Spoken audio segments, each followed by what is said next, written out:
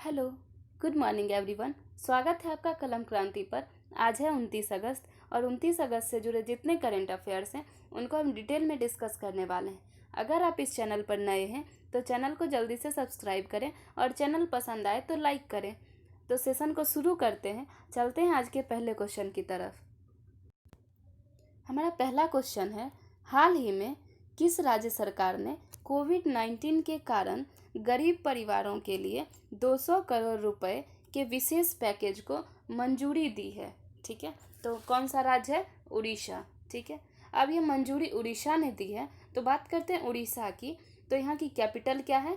उड़ीसा की कैपिटल है भुवनेश्वर। और उड़ीसा के सीएम कौन है? नवीन पटनायक। और उड़ीसा के गवर्नर कौन है? गणेशी लाल। ठीक है, उड़ीसा में ही व्हीलर द्वीप है और व्हीलर द्वीप का नाम बदल दिया गया था। याद होगा आप लोग को, व्हीलर द्वीप का नाम किनके नाम पर रखा गया था?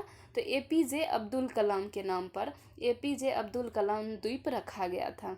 ठीक है, उड़ीसा का पूर्व नाम भी एक बार एग्जाम में पूछा गया था, तो ध्यान रखेंगे कि उड़ीसा का पूर्व नाम क्या है?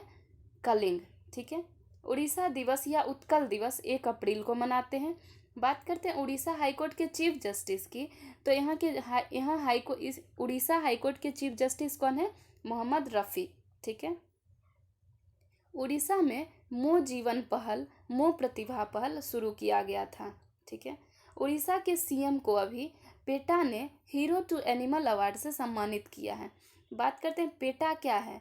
तो पेटा जानवरों के हितों के लिए काम करने वाली एक संस्था है। ठीक है, उड़ीसा में सतकोसिया टाइगर रिजर्व है, सिमलीपाल नेशनल पार्क है, गहीर मठ वाइल्ड लाइफ सेंचुरी है और चिल्का झील है। चिल्का झील भारत की सबसे बड़ी खारे पानी की झील है। अच्छा, उड़ीसा में अभी नुआखई उत्सव भी मनाया गया था। तो नुआखई उत्सव का संबंध कहाँ से है? उड़ीसा से। नुआ मतलब नया और खई मतलब भोजन। ठीक है, उड़ीसा में अभी सबूज उड़ीसा पहल शुरू किया गया था। ये किसके लिए थी? ये वृक्षारोपण के लिए थी। ठीक है, उड़ीसा में रज पर्व मनाया जाता है और इसे रजा परवा भी कहते हैं। उड़ीसा में अभी पीले रंग का एक दुर्लभ कछुआ पाया गया था। उड़ीसा में अभी बलराम योजना शुरू हुई थी। ये किसानों को ऋण देने के लिए शुरू हुई है। ठीक है, इससे पहले किसानों को ऋण देने के लिए कालिया योजना भी उड़ीसा में चलाई गई थी। तो इतना आपको उड़ीसा के बारे में याद रखना है। ठीक है, चलते हैं अगले क्वेश्चन की तरफ। हाल ही में भारत वियतनाम संयुक्त आयोग की 17वीं बैठक में भारत का प्रतिनिधित्व किसने किया है? ठीक है, तो भारत वियतनाम संयुक्त आयोग की 17वीं बैठक में भारत का प्रतिनिधित्व किया है हमारे विदेश मंत्री डॉक्टर एस जयशंकर ने। अब ये भारत वियतनाम संयुक्त आयोग की बैठक है, तो जानते हैं वियतनाम के बारे में। वियतनाम की कैपिटल है हनोई, यहाँ की करेंसी है वियतनामी डोंग और यहाँ के प्रेसिडेंट हैं एनपी ट्रोंग। ठीक है, चलते हैं अगले क्वेश्चन की तरफ। हमारा अगला क्वेश्चन है, किस राज्य ने इंडियन एक्सप्रेस टेक्नोलॉजी सभा अवार्ड 2020 जीता है? इंडियन एक्सप्रेस टेक्नोलॉजी सभा अवार्ड 2020 किस राज्य ने जीता है? तो तेलंगाना। अब तेलंगाना ने जीता है, तो बात करते हैं तेलंगाना की। तो तेलंगाना की कैपिटल क्या है? हैदराबाद। और हैदराबाद को क्रिएटिव सिटी ऑफ गैस्ट्रोनॉमी भी कहा जाता है, यानी कि पाक कला का शहर कहा जाता है।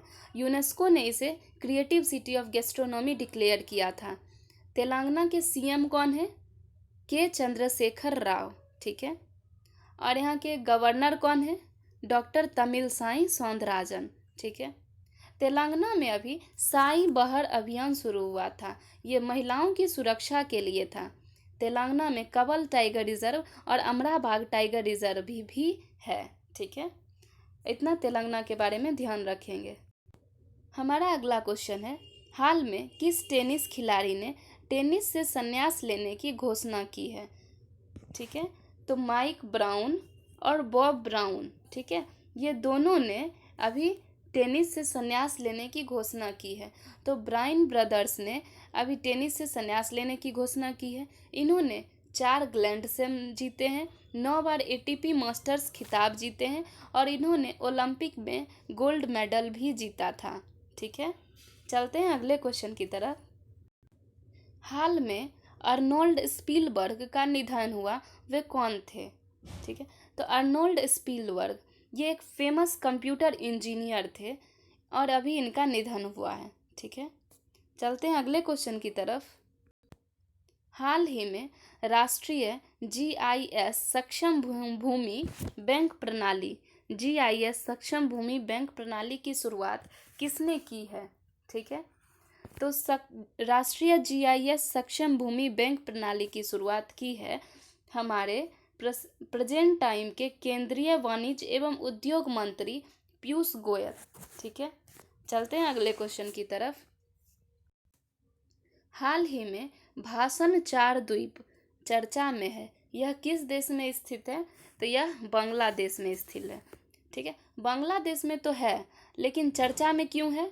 क्योंकि इस द्वीप पर रोहिंग्या मुसलमानों को भेजा जा रहा है। ये क्वेश्चन एक दिन पहले भी हम कुछ दिन पहले दिए थे कि भाषण 4 द्वीप पर रोहिंग्या मुसलमानों को भेजा जा रहा है। तो भाषण 4 द्वीप का संबंध किस देश से है?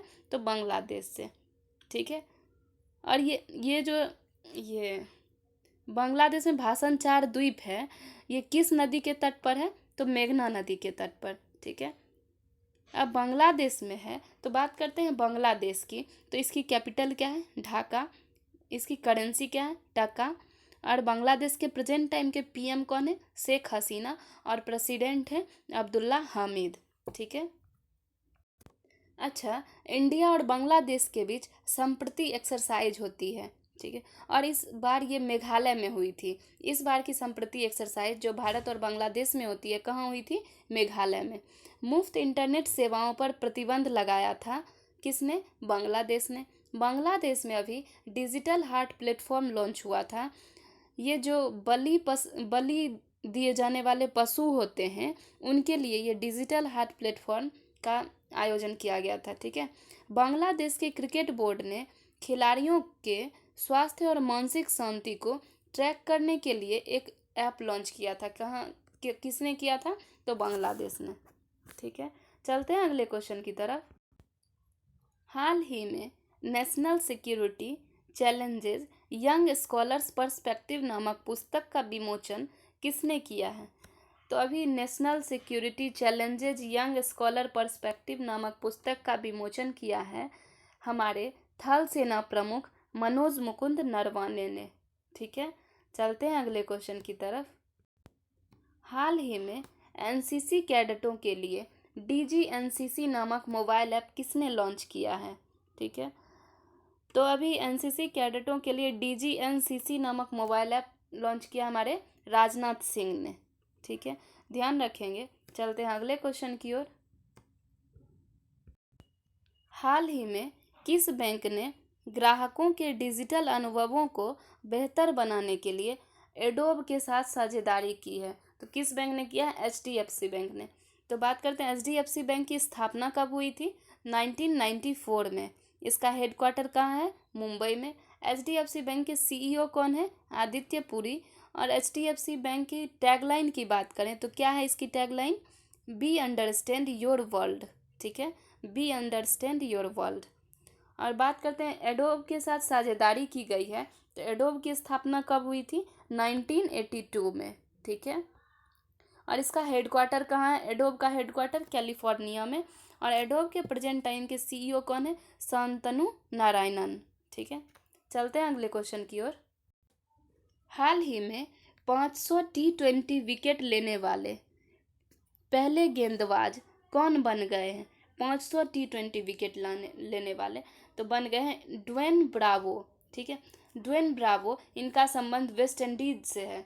ये वेस्ट इंडीज के ऑलराउंडर हैं। अभी ये 500 T20 विकेट लेने वाले गेंदबाज बन गए हैं। ठीक है, एक्चुअल में अभी सीपीएल चल रहा है। सीपीएल मतलब कैरिबियन प्रीमियम लीग, इसी में इन्होंने T20 का 500वां विकेट लिया है और इसी के साथ T20 में 500 विकेट लेने वाले पहले गेंदबाज बन गए हैं ड्वेन ब्रावो। ठीक है, अच्छा, कैरिबियन प्रीमियम लीग में शामिल होने वाले पहले भारतीय कौन बने हैं?